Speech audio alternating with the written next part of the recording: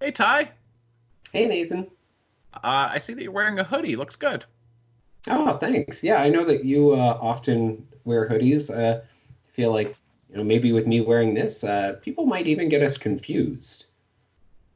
I mean, I guess so. According to Lemony Snicket, that's kind of all it takes, right? Yeah, yeah. I'll just keep my head down and nobody will be able to tell the difference. Yeah, especially at night, if you went out for a jog, people would just assume that you're me. Yeah, yeah. Well, I do need your shoes though in order to really pull it off. Right, yeah. Got to walk around in my shoes because that's what Yeah, that means. don't want to throw off the sound of of my footsteps. Yeah, of my gait Yeah, somehow. My gait is yeah, connected to the my footwear. yeah. I guess this comes up in the Austere Academy, Book the Fifth. So, welcome to Woeful Wednesdays. Nathan reads a series of unfortunate events. Ignore the tattoo. My name is Nathan. And I'm Tyler. And if you are new to the series or the channel, it's one of the things that I've got going on my channel right now. And so what we're doing is I'm reading through a series of unfortunate events for the first time. You read this when you were the targeted age, when you were a middle grade reader, and I'm reading it for the first time. And so we're breaking up each book into three different parts, and we're doing a video a week. So we are looking at chapters 1 to 4, 5 to 8, and then 9 to 13. And this is our last discussion for Book the Fifth, The Austere Academy. We are looking at chapters 9 to 13. Yeah, and we do have a sponsor for today's episode. Yeah, we do. Yeah, so our sponsor for today's episode is potatoes. Come on, we've all been there. You open a bag of potatoes only to realize not a single one resembles a toe. So Well, disappointing. I know. Well, look no further. Now you have potatoes, which all resemble toes, every single one of these potatoes. And yeah, they have a slogan here as well. Kick up your meals with potatoes. Preferred by Irish foot fetishists everywhere. Yes. Oh my. Yeah, I guess sure. I don't know about this product, but sure. I don't know why you want them to look like toes, but you can. Yeah, there's a lot of people though who I mean, like anybody who's watching, like you don't know this, but you and I know this really well. Our mom, for whatever reason, like her whole side of the family, maybe with the Irish background, I don't know, but literally her dad, our grandpa, would bring her interesting shaped potatoes from his vegetable garden when he would come to visit. You know, I just thought you'd want to see it's an interesting. This one looks like this. This one kind of looks like right, and she'd be, that's Yeah. so interesting. And then she'd put them on like the windowsill, and we wouldn't even eat them. They were too interesting shaped to eat. Absolutely. Yes, it still Not making this happens. up, does it? It, it still happens where it'll be like mom will come across a potato and then she'll be like, "Oh, it's so cute. It looks like a heart. It's almost too nice to peel." So instead, you want it to just sit there and then start growing the eyes and like Yeah. tendrils coming out of it. And it's like no wonder I had this whole thing with like potatoes when I was younger. I'm like, no, like stop talking about them, stop serving them to me.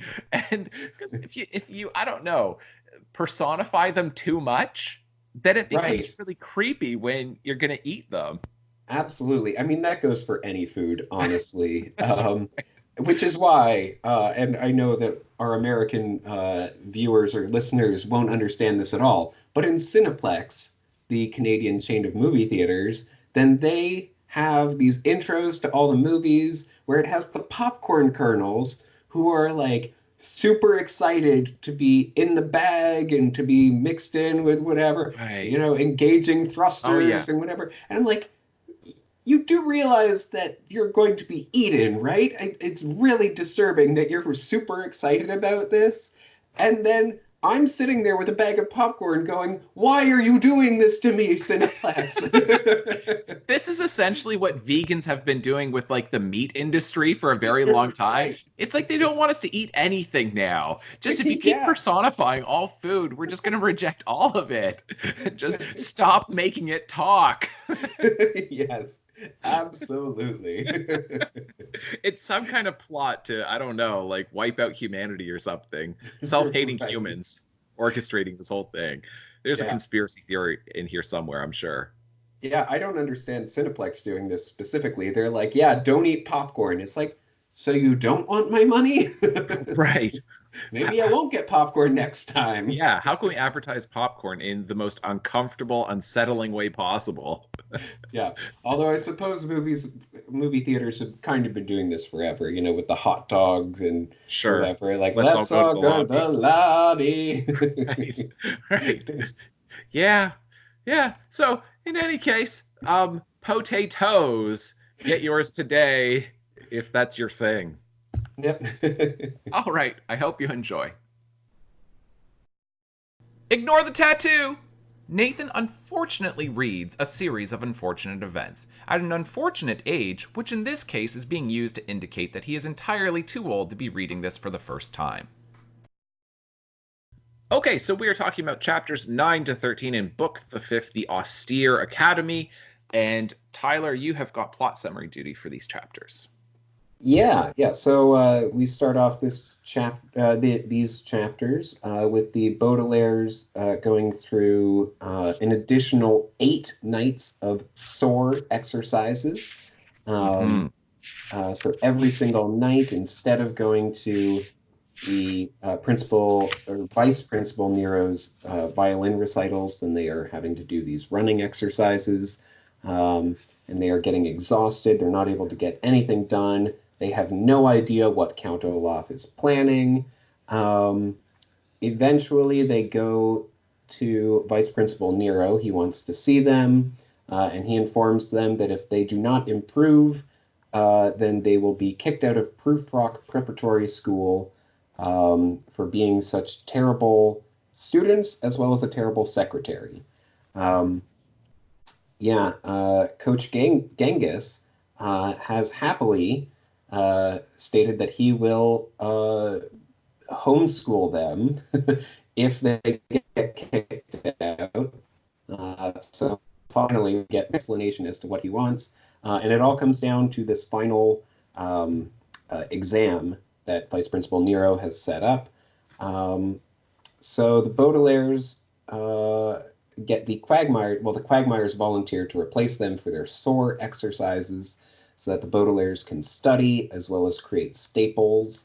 And they do this, and then they ace their exam, flying Yep. colors, Mm-hmm. uh, and then Coach Genghis shows up and says, "Yes, I have whisked away your friends, the imposters, who replaced you at the SOAR exercises, um, and they are whisked away in a car." While Violet, Klaus, and Sunny are just left there wondering what in the world does VFD mean? Yeah, and it's like because the cafeteria workers, they're the two of Hmm. Olaf's assistants, or I don't know, um, Yeah, crew, yeah, part of his troop.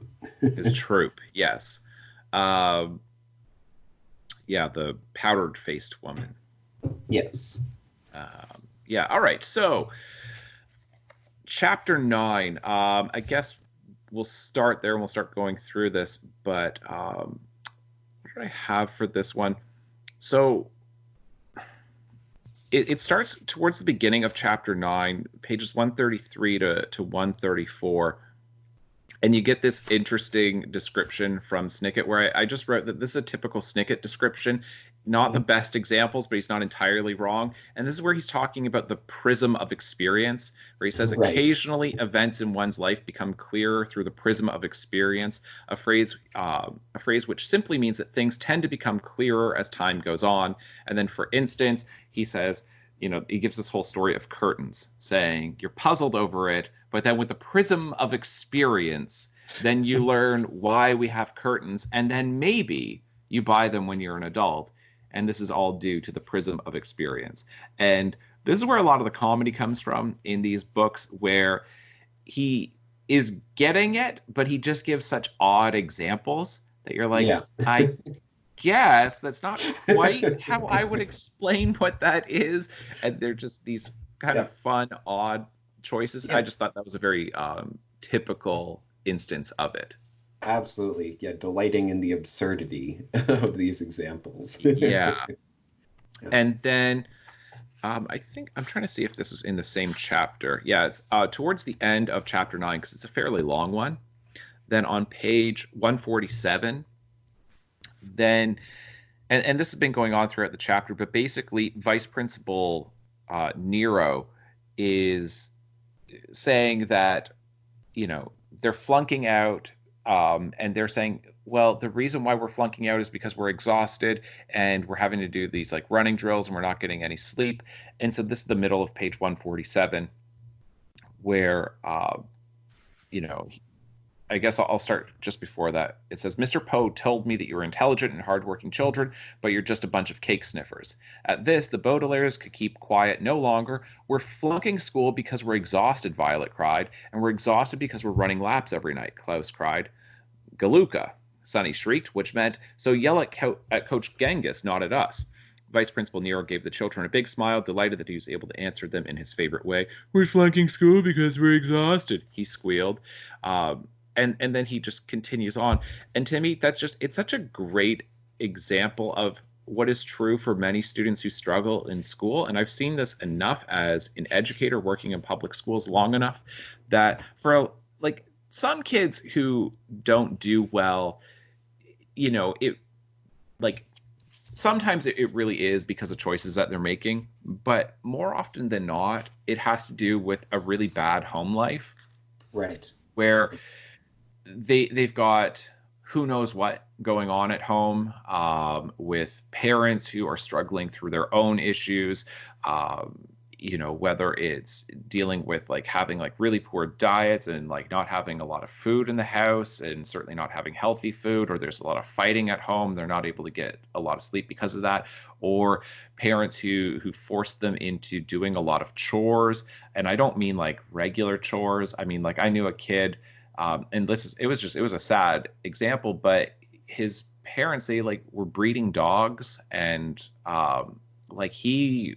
it would just be hours and hours and hours of taking care of these things every day.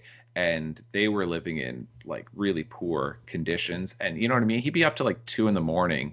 tending to all the different kennels and cages and stuff like that.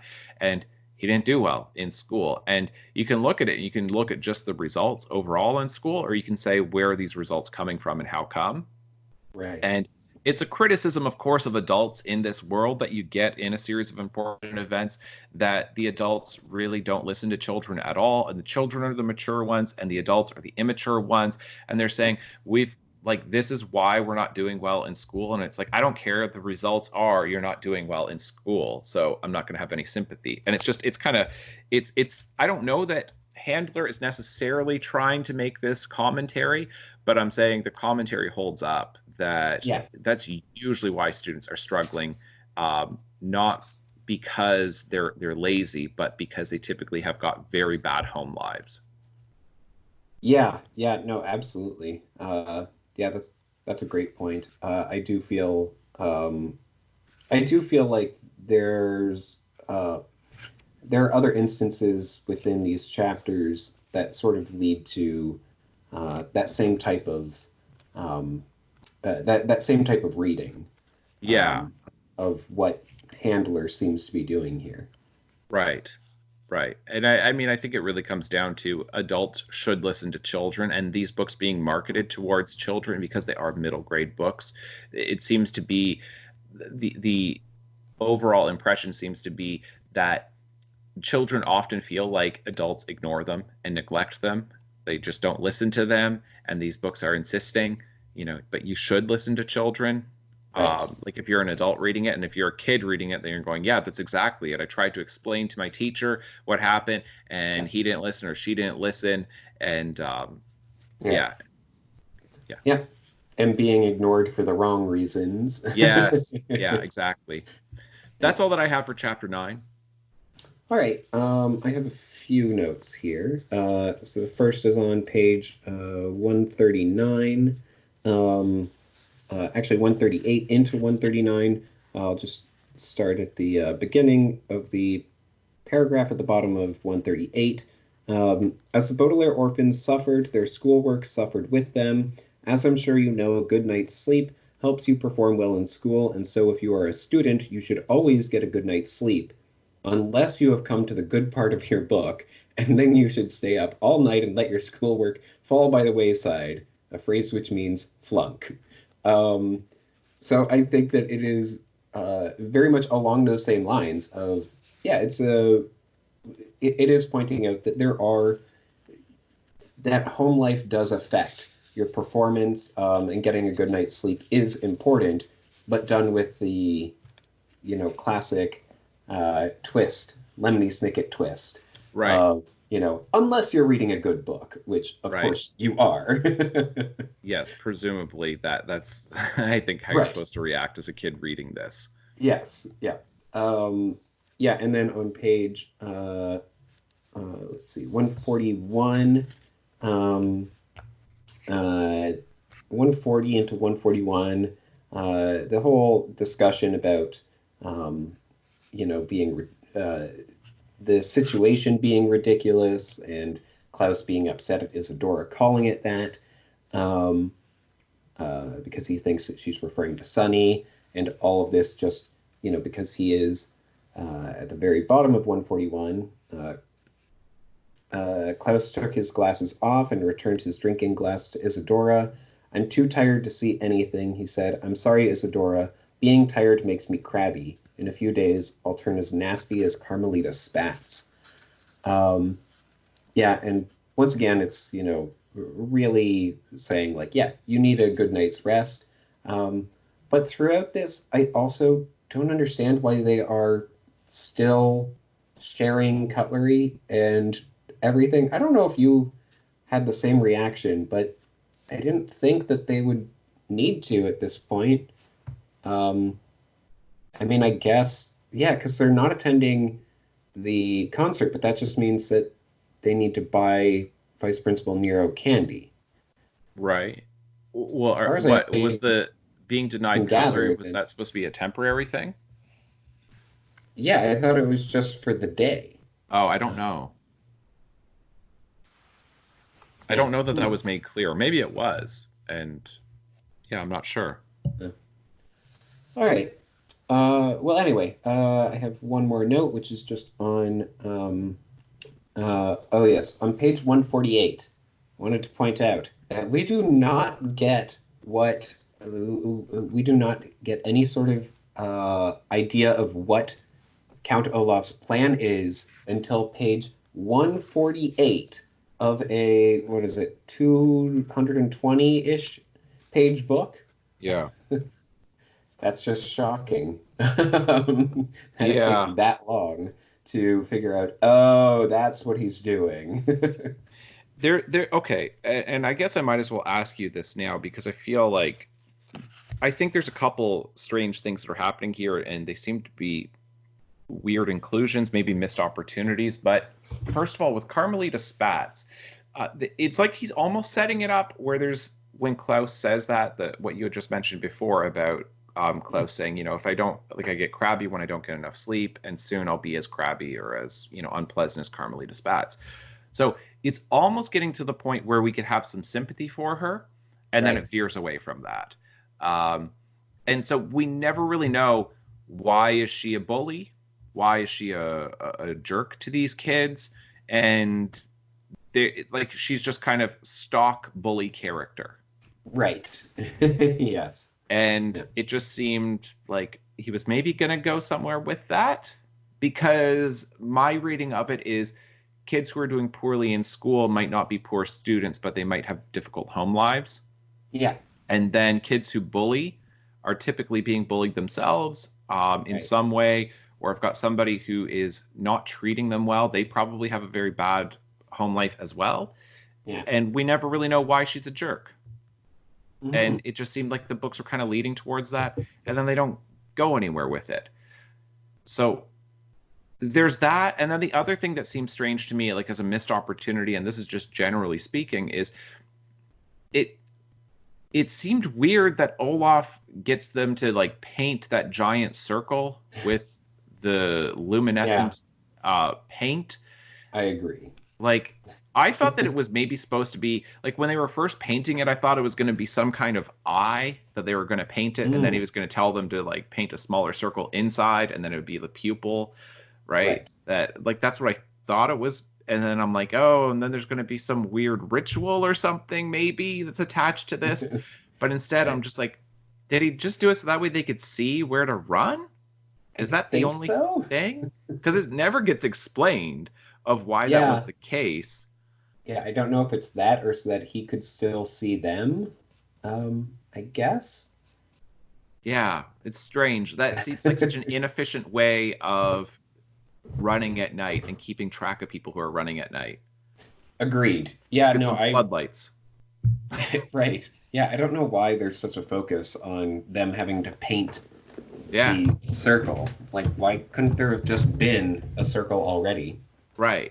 That's like the thing. That's why I like school track. Right. Yeah. And I'm looking at this, and it's just getting to these last 5 chapters. Then I'm going, so you brought up interesting things, but then you didn't resolve them. Right. And those are just a couple instances. Okay. I don't have anything for chapter 10. So if you're finished with chapter 9, then we can move on to your notes from chapter 10. Yep. I just had a couple notes. Top of page 158, starting on 157, but 158 is where we really get this. This is the whole discussion of, the other events that seem to have been done by Count Olaf that Isadora and Duncan have researched. And it's just really interesting that this ends off with, the second paragraph on 158. And then in the Verona Daily News, Duncan said, there was a man who had thrown a rich widow off of a cliff. He had a tattoo of an eye on his ankle, but he had eluded authorities. And then we found a newspaper from your hometown that said, I don't mean to interrupt, Isadora said, but we'd better stop thinking about the past and start thinking about the present. It's just interesting because it's like, well, what were they going to say? Does this have to do with VFD or whatever? Yeah, absolutely. That is a good instance of it. And then I think maybe it's in the next chapter, just while we're on this point, then Lemony Snicket, he gets close to that on page 168. Right. Yeah. Then the way he starts the chapter, then he starts getting into this, and like he literally just cuts off his sentence. He says, I slipped out to the veranda and gave her the message I've been trying to give her for 15 long and lonely years. Beatrice, I cried, just as the scorpion spotted me. Count Olaf is... And then we don't even have anything else as far as punctuation. There's not an M dash in there. There's not ellipses points. There's not anything. And then you get a paragraph break. And then it says, I cannot go on. It makes me weep to think of that evening. So you're getting a couple teases about Count Olaf's past, both there with Snicket and in the previous chapter where they've been doing some research. And in both cases, it's frustrating because, it's teasing us about this.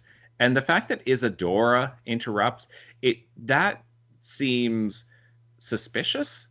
Do you know what I mean? Like, if I... didn't like if that was the only, it seems to be the only evidence that there's something up with her, because that seems like something that the villain would do. She interrupts just like, it's like, if you ever interrupt somebody when they're saying a sentence, like you have to stop them in mid-sentence, like how much time are you really saving? Right. Yeah. It's a sentence. I don't mean to interrupt, but we'd better stop thinking about the past and start thinking about the present. When it was they say, and then we found a newspaper from your hometown that said, I don't mean to interrupt, Isadora said. Then don't. Yeah. Right. Let him finish the sentence. Yeah, no, I agree. Yeah, it would have been, I think, better if probably if Klaus had interrupted in order to get things back on track because he's more, in the immediateness of we're kind of in a very precarious predicament here. And so that would have made a little bit more sense. But I know with Isadora doing it, and it's very strange. Yeah. I just feel like there would have been a better way to get that interruption in there without any of the kids doing it. That Yeah. if they've discovered this really important thing about Count Olaf, Yeah. which presumably they have, it seems like they've maybe got something there. If they're pretty sure that it's him from the hometown, Right. some story in the newspaper, and then later on, then this VFD business, that it doesn't seem that hard to spit it out. Right. That's where I'm frustrated. I'm going, you need a better contrivance within your story to suggest why they can't just say, like, I'm fine with him not telling us, but he needs a better excuse for why they don't say it. Yeah. Yeah. No, I think that's fair. Yeah. All right. My only other note for chapter 10 was on page 162, which is when Sunny says, "Donata," Sunny said, shrugging. Right. I just think that's delightful. Yeah. Because Donata is a real word in a different language. Right. Yeah, just great. Yeah, no, I did appreciate that. I thought about marking it, but I was actually hoping that you would get that one. So that's good. Good. All right, chapter 11. So I want to talk about the way Snicket starts this. And, I already mentioned how he finishes this passage, the opening passage to chapter 11. Mm-hmm. But I'll just start from the beginning where he says, if you've ever dressed up for Halloween or attended a masquerade, you know that there's a certain thrill to wearing a disguise, a thrill that is half excitement and half danger. And then he gives his little background here. And I'm just jumping down here. So he puts on his disguise, blah, blah, blah. He says, the moment I entered the grand ballroom, I felt as if Lemony Snicket had disappeared. I was wearing clothes I had never worn before, a scarlet cape, et cetera, et cetera. And then he says, and it made me feel as if I were a different person. And because I felt like a different person, I dared to approach a woman I had been forbidden to approach for the rest of my life. And then he gets into this whole thing with Beatrice. But it's an interesting discussion because these books are very concerned with costumes and disguises. And Handler is taking on a pseudonym, which is a type of disguise. It's a type of costume that you can wear as a writer. And it's interesting because, like, I've been interested in particular, to me, with my own reading taste, the most interesting example of this would be when Stephen King wrote books as Richard Bachman. And I've had a theory for a while. I've thought about exploring it in some kind of serious way, but I haven't found the opportunity to do it. And I believe that the Bachman books are totally different from Stephen King books. In part, he was trying to write stuff that was a little bit different because he didn't want his identity to be discovered, and he was also trying to see, like, for various reasons, can I be successful without the name Stephen King attached to my work? Am I actually a hack? And, like, I've become a hack, but I had one or two popular books, and now people just keep buying them even though they're bad. So almost like a social experiment to see, I guess it's a market experiment to see, can I be successful if I was an unknown again? Right. And so it was that. And then also the issue was his publisher had the idea that people won't buy more than one author's book a year. And he was writing them much faster than one a year. He's writing 2 or 3 a year. And they're like, we can't keep up with this. And he's like, well, I want to publish. And so then that was part of the issue. But the Bachman books are completely different from Stephen King books. It's a different voice. It's a totally different voice. It's a different worldview, a different philosophy behind the characters. The prose is different. They're much shorter. They're lean books. In other words, I think that he, as writing as Richard Bachman, was freed up to write in a way that people wouldn't really accept if he were writing as Stephen King. Right. And I think they're much more interesting books than a lot of Stephen King books. And that seems to be what he's talking about here. When you put on this costume, when you put on this disguise, you can become bold. You can do stuff that you wouldn't ordinarily do, and it's interesting because he's allowing himself to be extra removed from what he's putting in these books. Because we've looked at this and we've said, "Wow, how is there not a controversy when that's in the book? Wow, how is there not controversy when that's in the book?" And then it's like, well, there's Handler, who doesn't mean everything that he writes in the stories, because the narrator is not always the same, like is not the same as the author. But then the narrator in this is separated with a pseudonym. So then it's Handler writing as Lemony Snicket, who's telling the story of the Baudelaires. So there's this extra layer of removal here. And he has kind of kept up that pretense that Lemony Snicket's a real person. He gets mistaken for him and all of this stuff. So I just thought that was interesting because it's a big thing that's hanging over all of these books with Count Olaf, with the disguises. And now the kids are engaging in putting on disguises. Yeah, no, absolutely. With the Quagmires pretending to be them.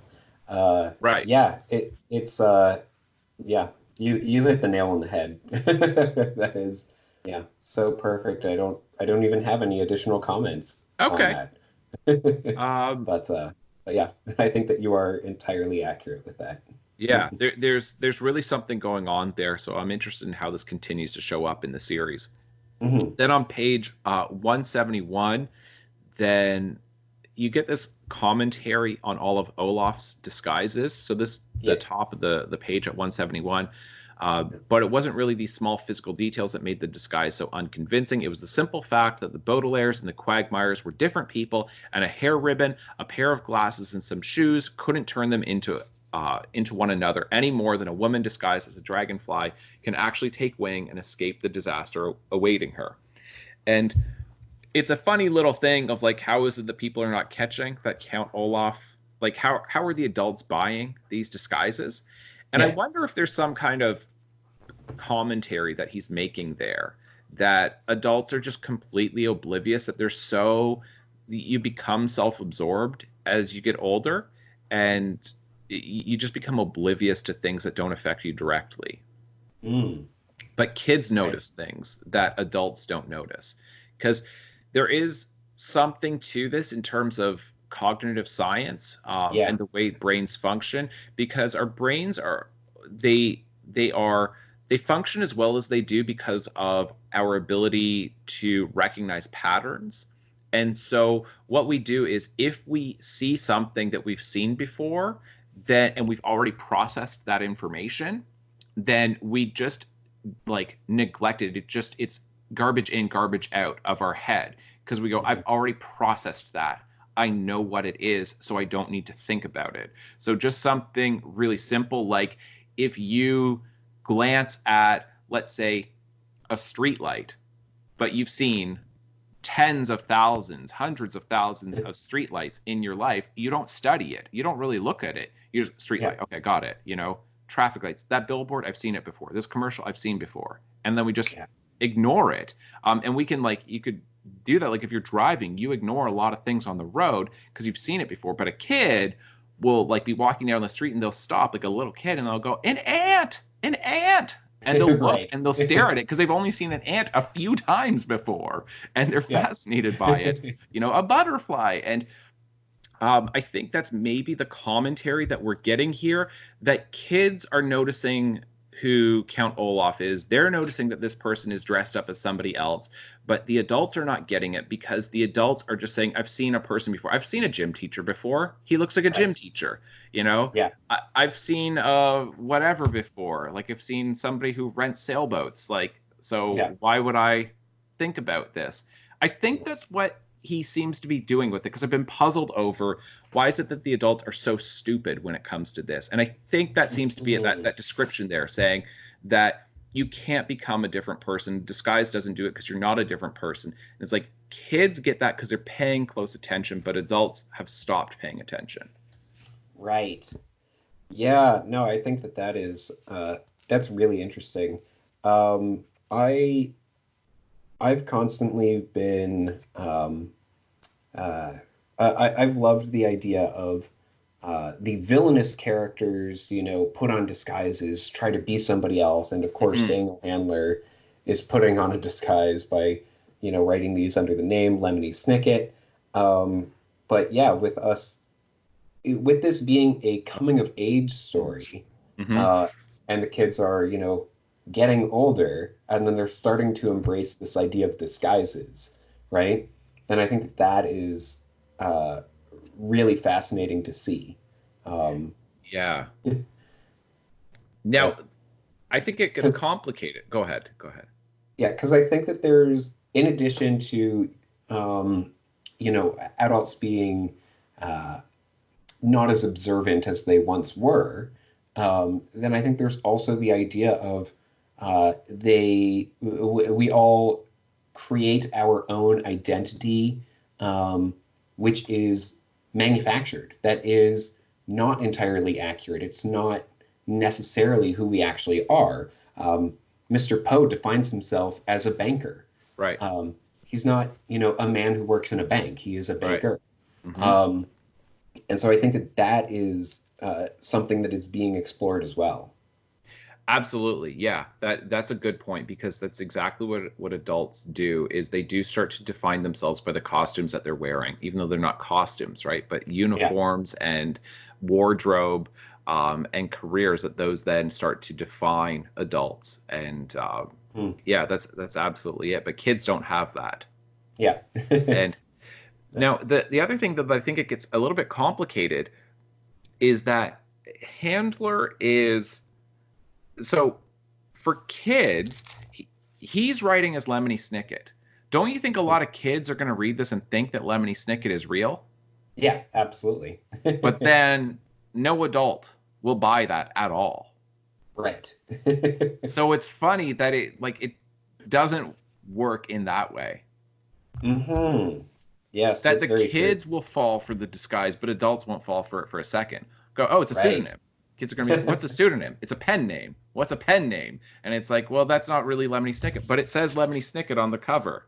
It says Yep. written by, right? Do you know what I mean? Like, if kids don't necessarily catch that, some of them for sure will get what that is. But I'm saying, I think there's probably plenty of kids who, read these books and um, don't understand that because he does a pretty good job of trying to create the illusion that Lemony Snicket is really writing these books. Absolutely. Just to go off of that, in the um, opening, the copyright details at the beginning of the book, then a text copyright is actually copyright 2000 by Lemony Snicket, by Daniel Handler. Which, Yeah, yeah, so he really did go to,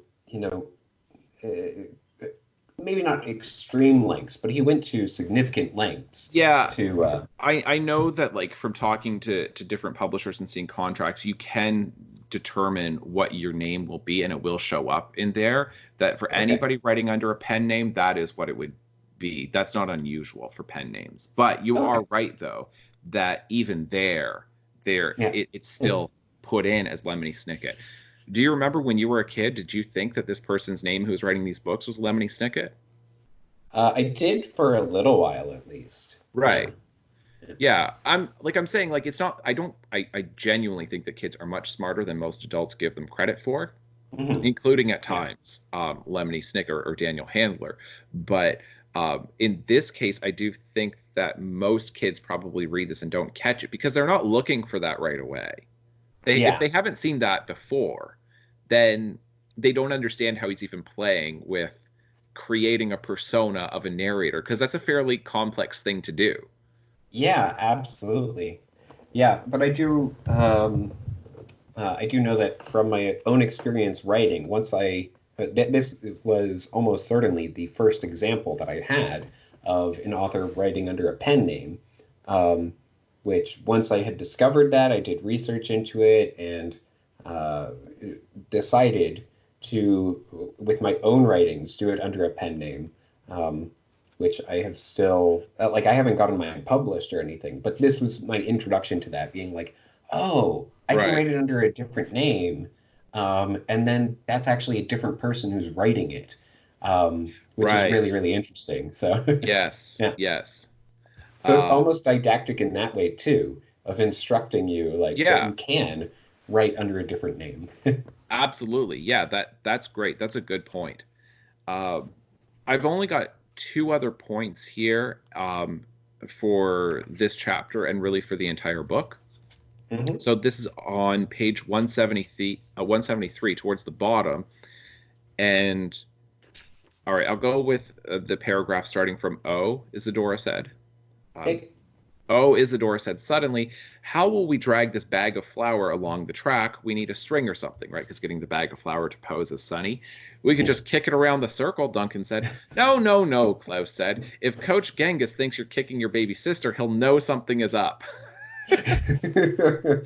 Oh, that'll tip him off if you're kicking your baby sister along the track.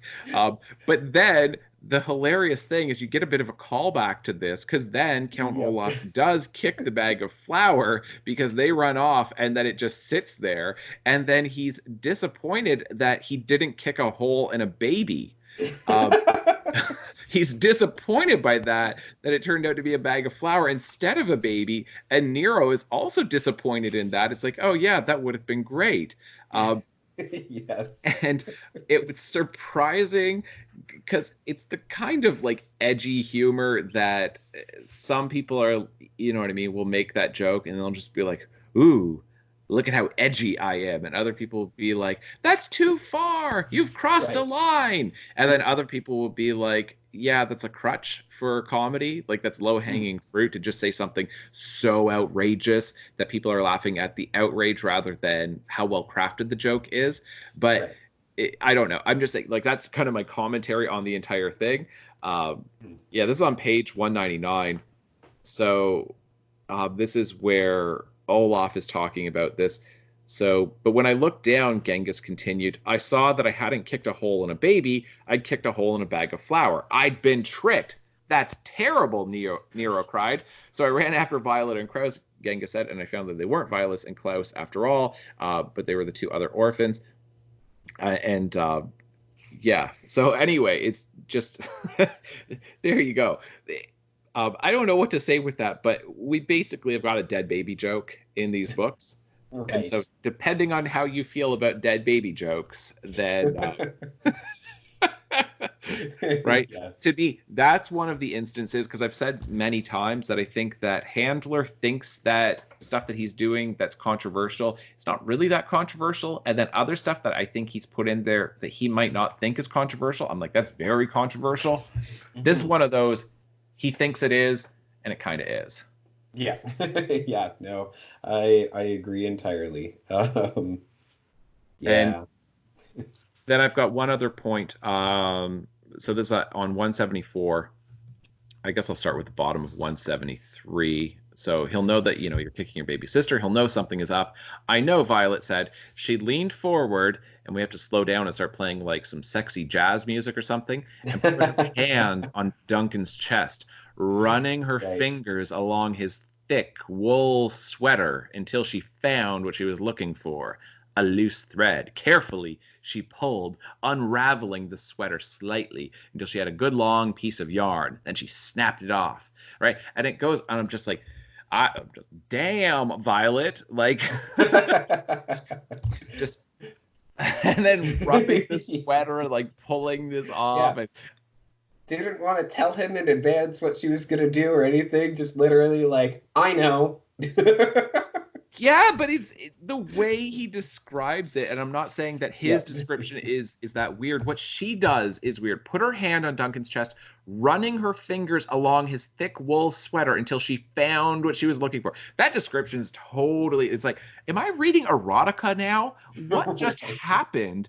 How am I reading a completely different book than what I was reading before? Like, did somebody else's manuscript get mixed up in here and I'm now in some kind of, like I say, erotica story? And but yeah, she doesn't tell him, or like I'm like, how close are they getting that Right. they're both 14 and she just like and then runs her fingers along his chest like searching for this thing, and I'm just like, all right, before it was subtle, this is not even a little subtle. Right. Yeah, yeah, no, I agree. Um, yep. I I don't don't know have what to much more say. commentary than Yeah, I that. mean, like her and Duncan obviously are interested in each other, and she's kind of had her first date with him, but they don't really call it a first date. But then this is very much like, so you're getting very comfortable with each other, because Right. as you say, there's no warning, and she doesn't say this is what I'm planning to do. Yeah. Uh, I feel like that's Handler just, I don't know, putting something in there that it doesn't feel consistent. I'm not going to say realistic because these books are not realistic. They're not meant to be depictions Hmm. of reality. But I would say that's not consistent with what we know about Violet and Duncan. Do you know what I mean? These are Yeah. kids who talk. They Yeah. say exactly what they're thinking, except when they don't. And when they don't say exactly what they're thinking, they're like, I have a plan, and then they'll do something. But just to randomly reach out without any warning, without saying, I've got an idea for an invention. And then he's like, what are you doing? That there's no dialogue here. That's what makes it so creepy, is Right. that Yeah. the dialogue just disappears. And then it's just this, sensual description of something that it's like he didn't have to write it in that way. He wrote it in that way to Yeah. be provocative and mission accomplished. But I'm like, but what's the purpose of making it provocative? Why are you trying to put that into the book? Are you Yeah. trying to like titillate middle grade readers with this? Or is it something where it's like it'll go over their heads, but adults will read it and will be like, ho ho. Like, I don't get it. I don't know what the hell he's doing here. Yeah. I think that that it is an example of handlers um, Being gross. handler's interest, as has been explored in his In other budding works. sexuality of adolescence. Yeah, that Yeah. is coming through here. Yeah. That's my impression too. That it stopped being a series of unfortunate events and then it became this interest that he seems to have. Hmm. Um, which if you enjoy reading that, then fine. But I've said it before in our third podcast, like for the discussion of the bad beginning, that if Yeah. we're gonna get this, I'm not interested in reading it. It's brief. I'll say that it's brief, and then he moves on and it doesn't return. But Yeah. it's as an English professor, I look at that and I'm just like, no, that's not accidental. That is Yeah. complete shift in diction, in voice, in tone, and it definitely moves towards sensual erotica, which seems inappropriate for these books because that's not what these books are. And then it becomes that and then abandons it very, very quickly. And it just Yeah. seemed like he wanted to put it in there just cause. Yeah. Yeah. Yeah. No, I agree.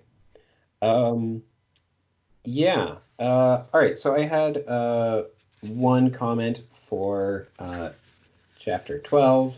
Well, one additional comment. So on page 193, then we have the whole comprehensive exams going on and on. And just starting at the top of 193, the comprehensive exams went on, and if I were to repeat all of the tiresome and pointless questions that Mr. Remora and Mrs. Bass or Bass asked, you might become so bored that you might go to sleep right here using this book as a pillow instead of as an entertaining and instructive tale to benefit young minds. So he is directly saying that it is entertaining and instructive, which is Yep. what we have, talked about many times before. But it's interesting to see that he is, outright saying that yeah, they are entertaining and instructive. And And at the he's not very saying that they're like, um, uh, for the purposes of an investigation or anything like that. He drops yeah. all of that to just say, hey, this is, just to be entertaining and That's a and great point instructive. because that is absolutely him breaking, like dispensing with the pretense that he's doing research and he has to get this out to the general public. And, Hmm. his letters to the editor at the end of each book, Yeah. uh, where he's suggesting that this is such an important thing that he's doing, that this is his responsibility that he's taken on, and these are important books. And instead, he's saying these are entertaining and instructive tales to benefit young minds. You're right, because that is not who Snicket was pretending to be up until this point. And it is a break there, which is really interesting. Yeah. Yeah. Yep. So that was that was my whole comment with that. Yeah, no, that's great. All right. Moving on to chapter 13. I guess I'll go first. I have no more notes. So. Oh, okay. All right. So on page 200, bottom of the page, we get this interesting little discussion about what cheating may or may not be. Skipping gym class to study is cheating, Nero insisted. No, it's just good time management, Mr. Amora argued. There's nothing wrong with athletics, but they shouldn't get in the way of your schoolwork. Okay. It's perfectly fine to skip gym class if you're studying for other classes. Thank you for bringing this up. That's what this is saying. Yep. Yeah, and we had mentioned this before about Snicket clearly not being much of a fan of athletics. Yes. And this is where, like, you're absolutely right, because we've had multiple disparaging comments towards sports. We had that in The Miserable Mill, then we've had it in here. And I mean, it would just be pure speculation to consider like why this is showing up in the books, because at the very least we can say Snicket doesn't have any appreciation for exercise, fitness, or physical activity. That it's just there's no appreciation for it whatsoever. I kind of have a theory that Handler doesn't either. I could be wrong, but it just seems to be the case. No, I agree. I think that is a fair theory. Right. I don't even want to say, like accusation or anything. It's literally just, it's a theory that may or may not be the case. It may or may not be the case, but at the very least, then Snicket certainly. That's what I'm saying. That's what I'm saying. And it's not that important whether Handler does or not. The important thing here is that Snicket has no appreciation for it. And I know that is a real debate that's gone on for a while. I mean, we don't call it gym class anymore. It's physical education. And at least in Ontario, then physical education now involves health class that's part of it.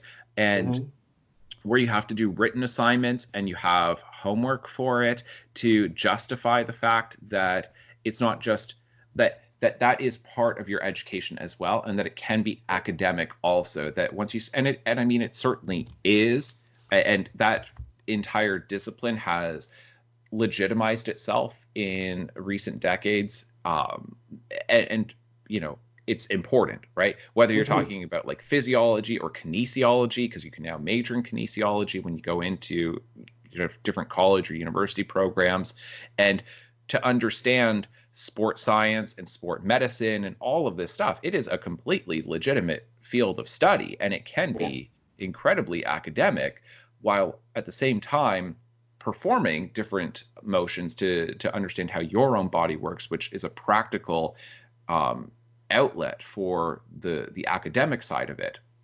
So, but here I'm like, I've heard this before of, kids shouldn't be taking this in school and it doesn't count as school, and it's just, playing sports or gym class is not a real class. You still hear that. You still hear people saying that, and I'll defend it. I'll say, yes, it is. But but Snicket doesn't seem to think it is. And that's, I think, why we've got that in the book here.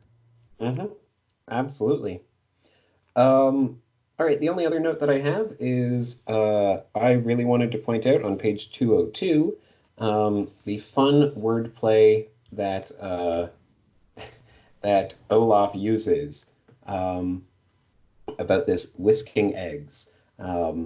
That's what I said, Genghis said, and leaned so close to the Baudelaires that all they could see were his shiny eyes and the crooked curve of his wicked mouth. Those two quagmires will whisk and whisk until they are simply whisked away. I just think that that's another instance of Count Olaf being more clever than I think he's often portrayed. Uh, Mm, uh, at the very least, with his wordplay. yes. Yeah. Yeah, I agree. That was it for your notes? Yeah, that's it. Okay. So, because those are the specific instances. More broadly, this is an interesting book, and certainly the way it ends, where um, we, because you said that you think that the books fit together in terms of the first three have a certain pattern to them, a formula, but then the next three kind of break that pattern. Yeah, And I mean, that's just the way that I, kind of see them. no, I think that you're right because so far I'm only on book five, but so far it's holding up. The first three, it's they go somewhere. I mean, certainly books two and three do this, where they go and have a relative who then gets killed by Olaf, and then it's on to the next one. But then the miserable mill, then Sir Cthulhu, then Yeah. he doesn't die. He's just like, I don't want to take care of them.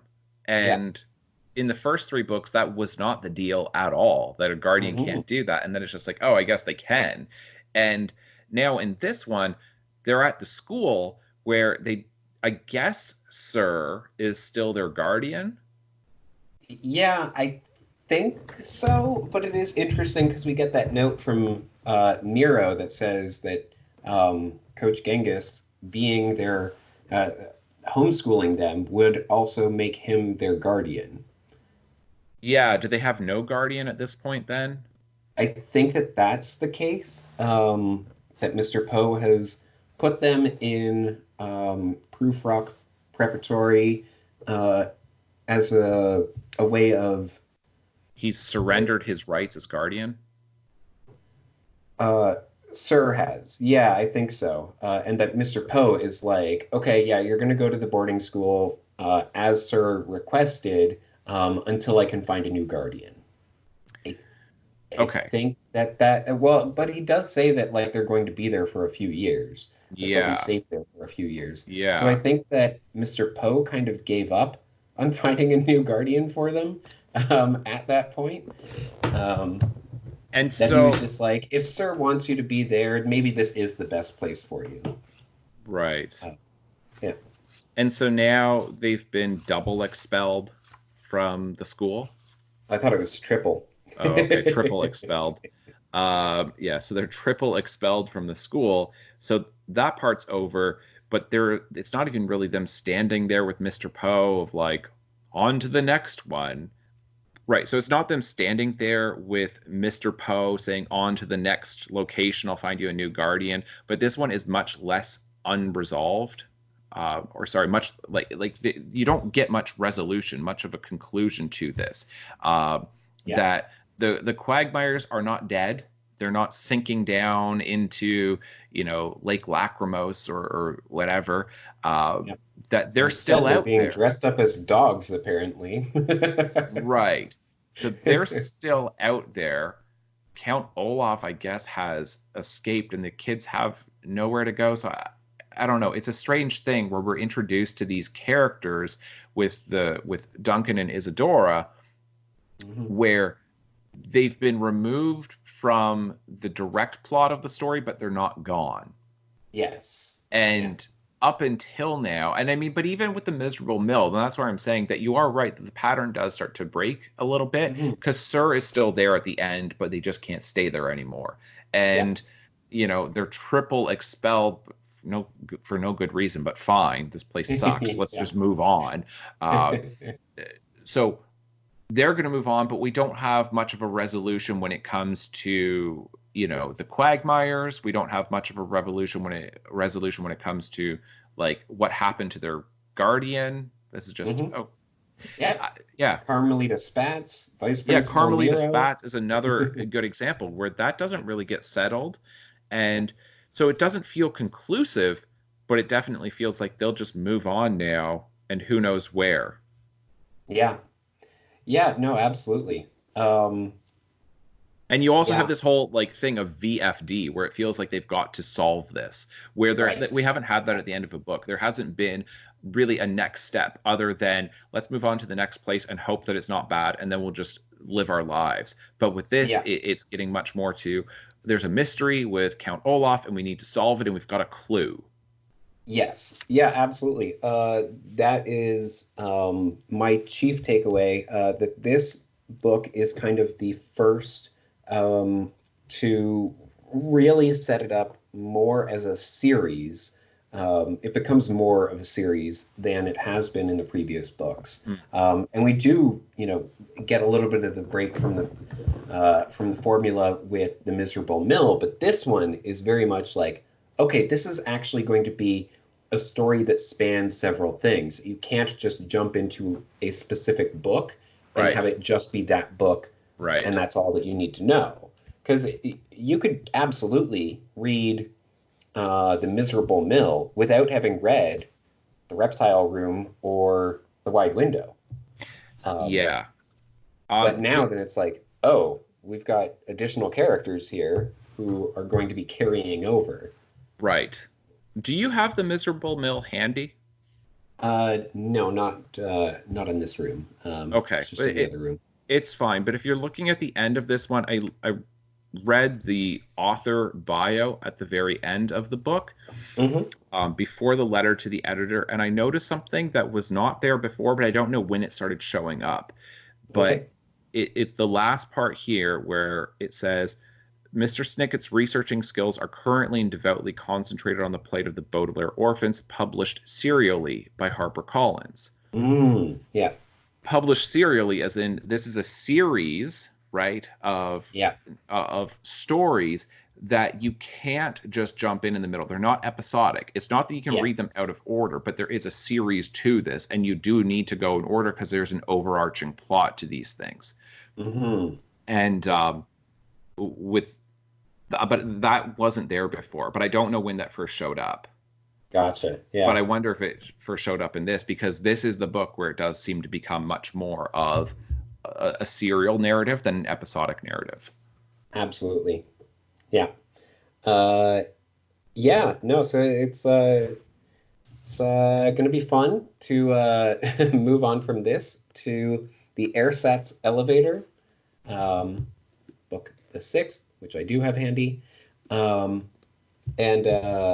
yeah. So we are going to be heading, according to the letter to the editor, to 667 Dark Avenue. Right. Fun Yeah, time. I noticed that it's just off from 666. Yep. So, I don't know. He's playing with that. I've got the Miserable Mill. Let me just double check to see if it's in there. Yeah, for sure. Yeah, no, it's not in there. So it says in the Miserable Mill, then it says Lemony Snicket grew up near the sea and currently lives beneath it. To his horror and dismay, he has no wife or children, only enemies, associates, and the occasional loyal manservant, like Charles. His trial has been delayed, so he's free to continue researching and writing the tragic tales of the Baudelaire orphans for HarperCollins. So there's no mention of a serial narrative. Yeah, and I'm looking at book the 6th right now, and yeah, it doesn't mention them being released serially there either. So I think it might just he does a different one for each book, I guess. Yes. Yeah. Okay. Yeah, but it's interesting that he does say serially with the one that turns it really into a serial narrative. Yeah. No, absolutely. Seems significant. Yeah. But yeah, so we will hopefully get some more explanation about VFD and all this. Right. Yeah. All right. Well, I guess we're still trying to figure it out. Yeah, I am. I'm like, oh, what does that mean? What does it stand for? We'll see. We'll see how long we get teased with this before we get an actual answer. Yep. All right, folks. Well, thank you so much for watching, and we'll see you next time. Bye. Bye. Ignore the tattoo! A phrase here which means like, comment, subscribe, and share this podcast across the web. That may seem like a strange definition, but in this context, it is entirely accurate.